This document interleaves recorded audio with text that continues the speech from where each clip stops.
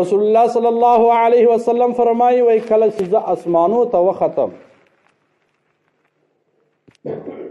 نو په اسمانو کې مې د هر نبی سره ملاقات وکړي،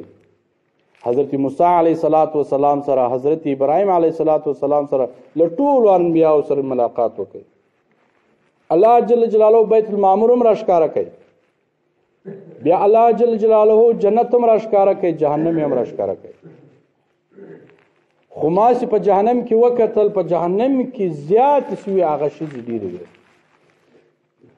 دونه نارینه نه وو، دونه خلک نه وو لکه ښځې چې ډېرې وې. نو رسول الله صلی الله علیه وسلم فرمایي وای بعضې ښځې مې ولیدې چې د سر په ویښتانو راځړېدلې، یو قسم ښځې پر زبه راځړېدلې، او بل قسم ښځې ولیدلې چې هغه ستاسو د مخې د پتیانو راځړېدلې، او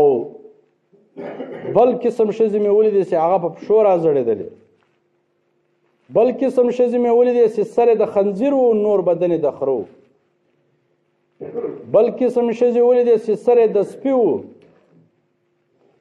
او په خوله به اور ننوتی او د شا د خوا به اور ووتی.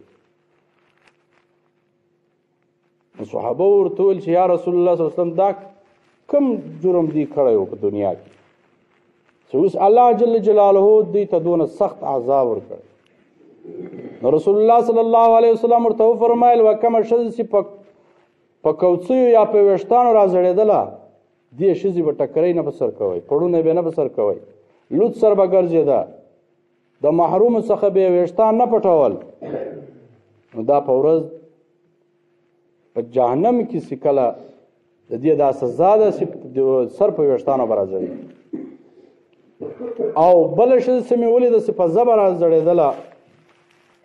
هغې دا جرم کړی و چې د دې د ژبې د وجې څخه همسایګان په تکلیف وو،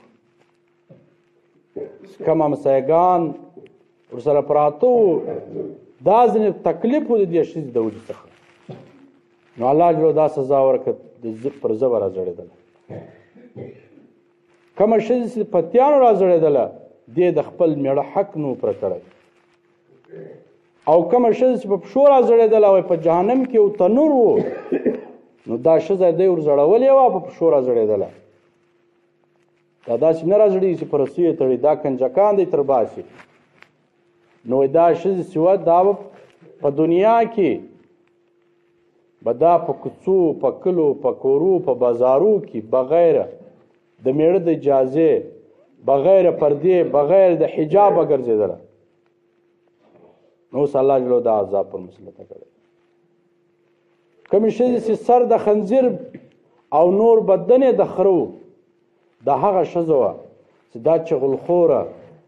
غیبت یې کوئ او درواغ یې ویل،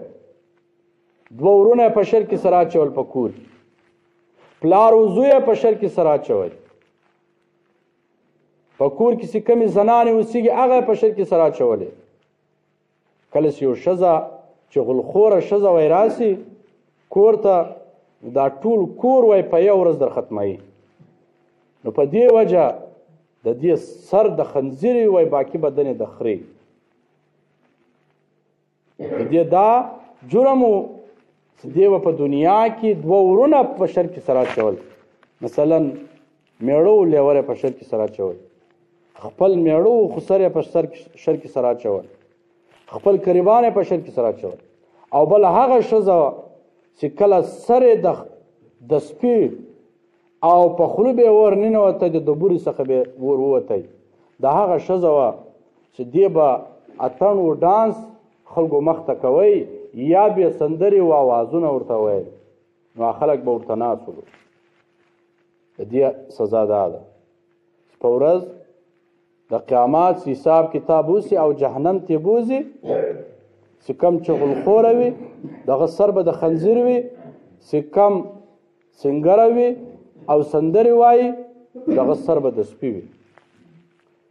رسول الله صلی الله علیه وسلم فرمایي وایي ما زیات ښځې چې په جهنم کې ولیدې، زیات کسان چې مو لیدو هغه مې ښځې ولیدې.